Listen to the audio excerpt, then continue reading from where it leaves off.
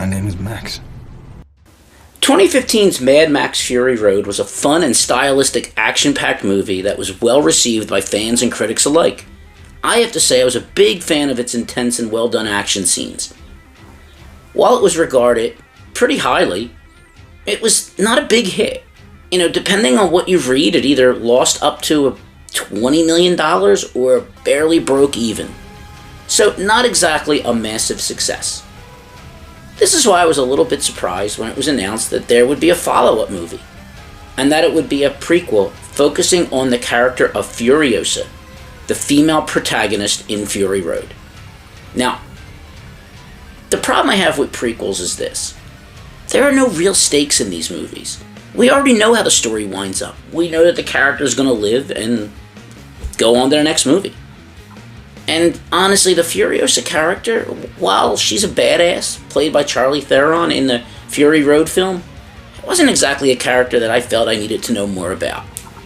So we have a prequel about a secondary character from a movie that may have lost money. Not exactly a recipe for success, huh? So what do we have here? Is this a film that could add an interesting element to this story? Maybe even surpass it in terms of financial success?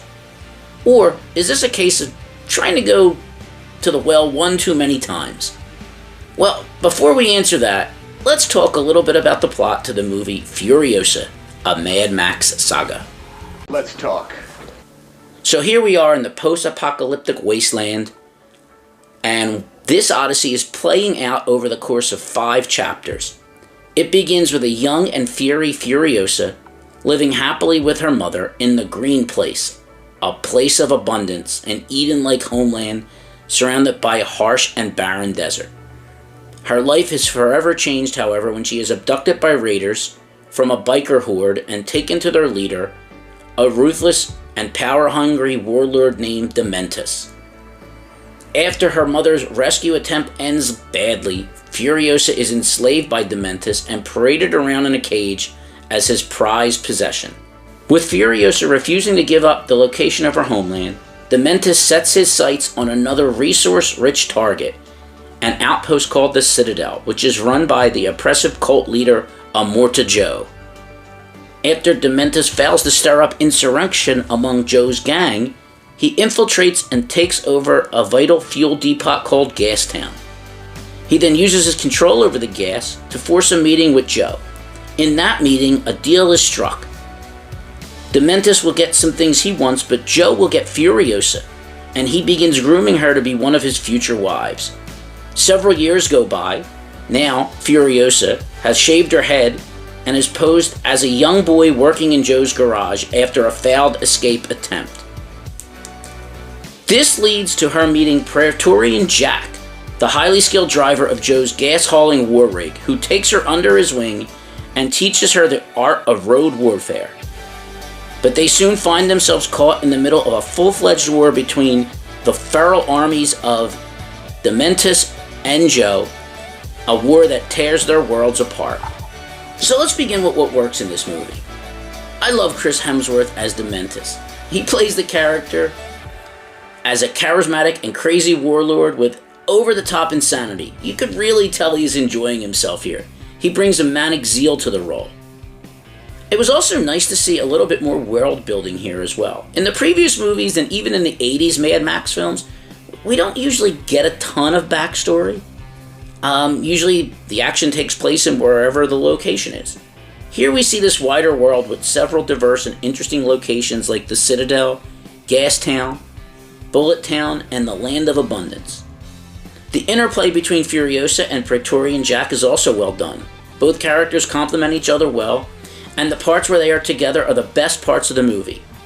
Finally, as with every Mad Max movie, we get our chase scene.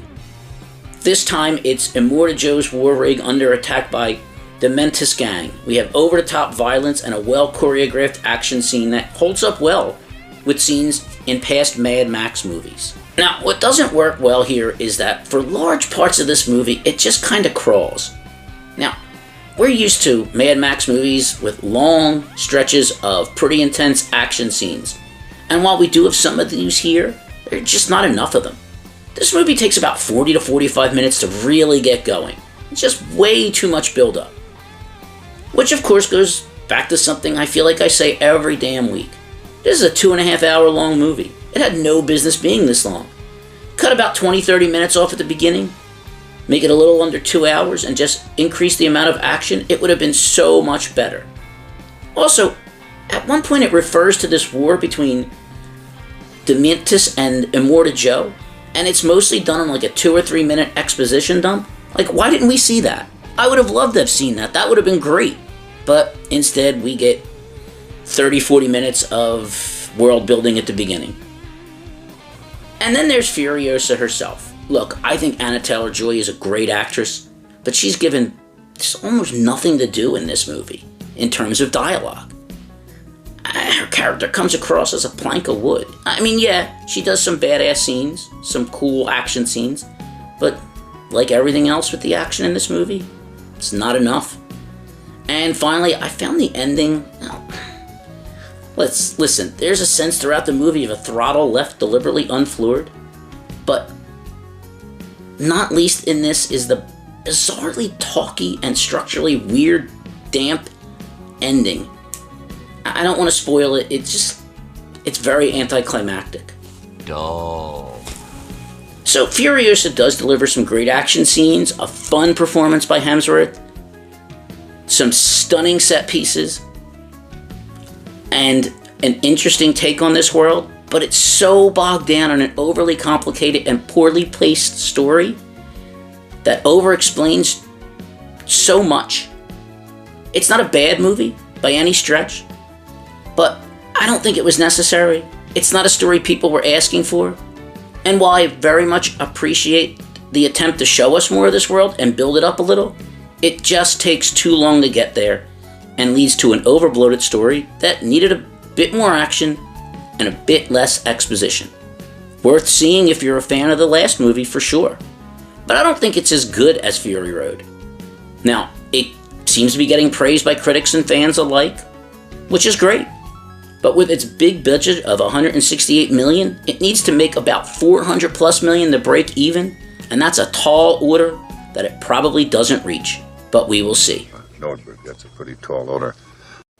Well, that's it from me this week. Tune in next week where I give you my thoughts and feelings on whatever I've seen. In the meantime, click that like button, subscribe, leave a comment or a question, share this video with friends and enemies alike, and as always, thank you for giving me your valuable time. And I'll see you next week. Take care.